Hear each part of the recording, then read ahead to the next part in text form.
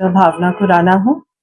खुराना आई centre में मैं एक पीडियाट्रिक ऑफ्थल्मोलॉजिस्ट, बच्चों की आंखों की स्पेशलिस्ट और ऑक्यूलोप्लास्टिक सर्जन, जो आंखों के आसपास की प्लास्टिक सर्जरी जो होती है, जैसे आंखों के पलकों की दिक्कत या नसूर वगैरह, आंखों से पानी आना, उस तरह के प्रॉब्लम्स में मैं डील करती हूँ। और आज हमारे यहाँ हमने गणतंत्र दिवस के उपलक्ष्य में जो कार्यक्रम आयोजित किया था, उसमें हमने सभी ECHS के जो पेंशनर्स और बेनिफिशियरीज हैं, स्पेशली उनके लिए हमने एक फ्री आई स्क्रीनिंग कैंप की आयोजना आज करी थी। तो वो अभी चल रहा है। हाँ जी, इसका क्या मकसद था? मकसद ये था कि जो हमारे ECHS के जो बेनिफिशियरीज हैं, उनको और उनकी फैमिलीज को फ्री आई स्क्रीनिंग, फ्री आई चेकअप करना, क्योंकि कुछ ऐसी बीमारियां हैं जो स्क्रीनिंग में ही जांच करने पे पता चलती हैं, जैसे काला मोतिया या रेटिना प्रॉब्लम चल रही होती है, पर वो रेगुलर जब चेकअप करा जाए तो उसमें ही पकड़ी जाती है, और टाइमली वो नहीं पकड़ी जाए तो फिर वो विजन थ्रेटनिंग, नजर उस बीमारियों की वजह से जा सकती है। तो एक ये अवेयरनेस कैंपेन की तरह भी था कि टाइमली डिटेक्शन और रेगुलर आंख का चेकअप और स्क्रीनिंग जरूरी रहता है। कितने लोग इस कैंप का लाभ उठाया आज? काफी सारे ECHS के लोग आए, अभी भी कैंप चल रहा है। तो हर एज ग्रुप के बच्चे, बूढ़े,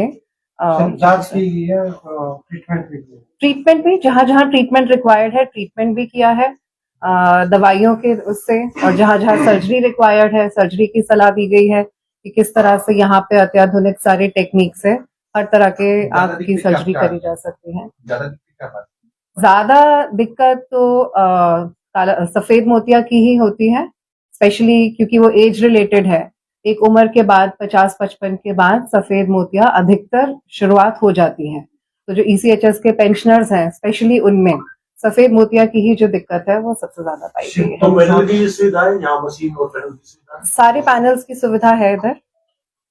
ECHS की है, हरियाणा गवर्नमेंट की है, आयुष्मान है, बाकी जो भी सारे TPAs हैं, तो सारी सुविधाएं उपलब्ध है। ऑपरेशन वगैरह भी होते हैं? बिल्कुल, ऑपरेशन वगैरह होते हैं। आंख की जितनी भी सारी बीमारियां हैं, हर बीमारी का ऑपरेशन यहाँ पे होता है। राइट फ्रॉम सफेद मोतिया, काला मोतिया, पर्दे की दिक्कत, छोटे बच्चों की आंखों की दिक्कत, भैंगापन, पलकों की दिक्कत, नासूर, आंख से पानी आना, हर तरह की जो भी आंख की जो भी बीमारियां हैं, सबका इलाज ऑपरेशन द्वारा यहाँ होता है। सिम्पटम्स और इसके क्या क्या आप बच सकते हैं शुरुआत में? देखो, आंखों की ना दो किस्म की बीमारियां हैं। एक जो आपको सिम्टम बता के आती है, एक जो सिम्टम के बिना आती है और अंदर ही अंदर नजर खाती है।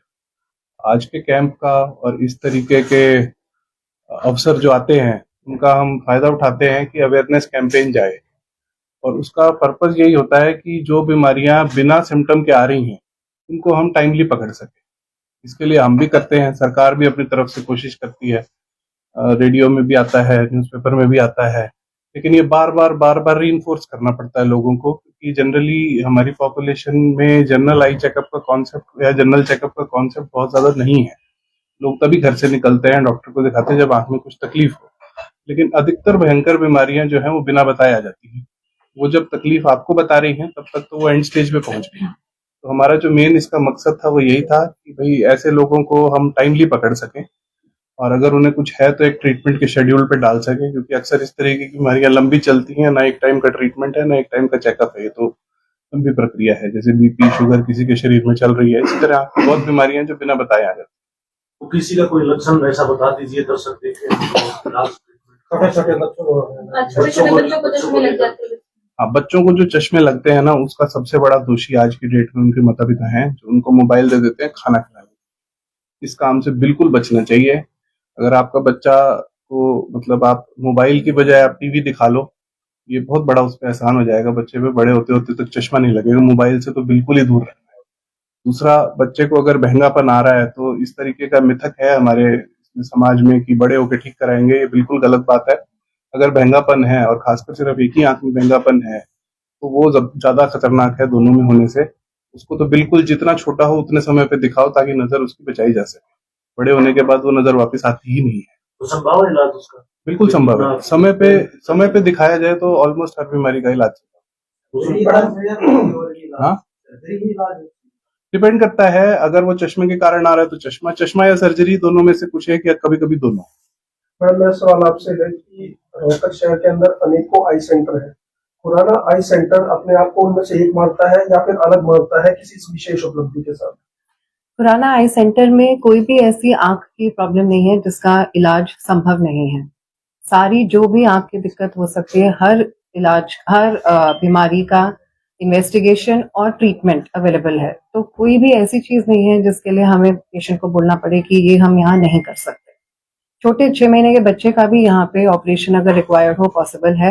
हमारे पास उस तरह की सारी सुविधाएं हैं। डॉक्टर साहब, लेंस के मामले में बड़ा कंफ्यूज रहता है। इवन की गवर्नमेंट हॉस्पिटल में कंफ्यूज करते हैं, प्राइवेट हॉस्पिटल में। आप क्या सलाह देना चाहेंगे, किस तरह का लेंस हो, कहाँ से? हमारे को पता नहीं होता। लेंस जो है ना, एक बहुत ही इंडिविजुअल चॉइस है। मोटे मोटे तौर पे आजकल जैसे टेक्नोलॉजी बढ़ रही है तो लेंस एडवांस हो रहे हैं। एडवांसमेंट का लेंस में मतलब ये नहीं होता कि एक ही नजर को और साफ दिखा देगा वो। इसका मतलब ये होता है कि आपको वो नजर की रेंज दे देगा।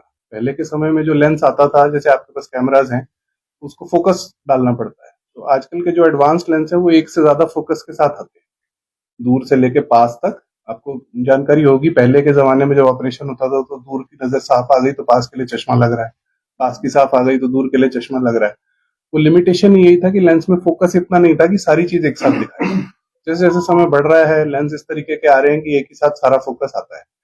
पर इस तरीके के जो लेंस हैं ज्यादा फोकस वाले, ये सबके लिए सूटेबल नहीं होते। ठीक है, इसमें हर इंडिविजुअल पेशेंट को उसको मैच करना पड़ता है, उसकी रिक्वायरमेंट क्या है, उसकी आंख अंदर से कैसी है, उसका पर्दा कैसा है, और जो जो एडवांस लेंस है ये उसकी आंख हैंडल कर पाएगी कि नहीं कर पाएगी। ठीक है, जो भी जैसे एडवांस चीज होती है, जैसे मान लो कोई एडवांस गाड़ी किसी ने ले ली तो उसके लिए उसकी सड़क भी चाहिए कि जिसपे वो चलाई जा सके अपनी स्पीड से। उसी तरीके से एडवांस लेंस के लिए रेटिना ठीक होना, कॉर्निया ठीक होना और बाकी जितने भी आंख के अंदर मैकेनिज्म है वो ठीक होना बहुत जरूरी है। इसलिए ये कोई मतलब जनरल एडवाइस नहीं है कि भाई एडवांस लेंस सब लगा सके। जिसको जरूरत है और जिसकी आंख अलाउ करती है उसको लगवाना चाहिए। ये तो बात आपने लेंस की सुटेबल होनी है। हाँ, मेरा मतलब ये था कि लेंस के नाम पे पेशेंट को लूटा जाता है। मैं वही बता रहा हूँ आपको, मैं वही बता रहा हूँ, क्या देखिए उसमें पेशेंट? मैं वही बता रहा हूँ कि जनरली जो पेशेंट को नॉलेज है वो ये है कि आपने पेशेंट को बता दिया कि भाई एडवांस लेंस है लगा लो। हर कोई सोचेगा एडवांस लेंस लगा लेंगे। मैं यही कह रहा हूँ, एडवांस लेंस सबके लिए सूटेबल नहीं है। उसको मैच करना पड़ता है, पेशेंट की रिक्वायरमेंट क्या है, उसका रेटिना कैसा है, उसका कॉर्निया कैसा है, उसकी नस कैसी है। इसलिए ये मान के चलना कि एडवांस लेंस बेटर नजर देगा, ये बिल्कुल ठीक बात नहीं है। आयुष्मान कार्ड की बिल्कुल है। डॉक्टर साहब, ईसीएचएस के जो पेशेंट हैं उनको काफी चक्कर लगाने पड़ते हैं ईसीएचएस के और अस्पताल के बीच में। कोई है व्यवस्था तो उन बेचारों को, पूर्व सैनिकों को कुछ सुविधा ऐसा है, हम आम अस्पतालों में लेके भी आते हैं, छोड़ के भी जाते हैं। हम अपनी तरफ से पूरी सुविधा देते हैं, लाने ले जाने की पूरी है, पेपर वर्क एक ही बार में पूरा कर देते हैं।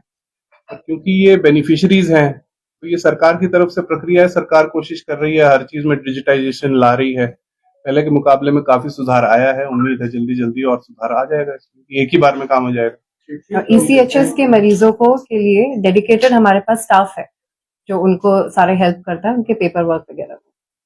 ईसीएचएस का डेस्क का स्टाफ है।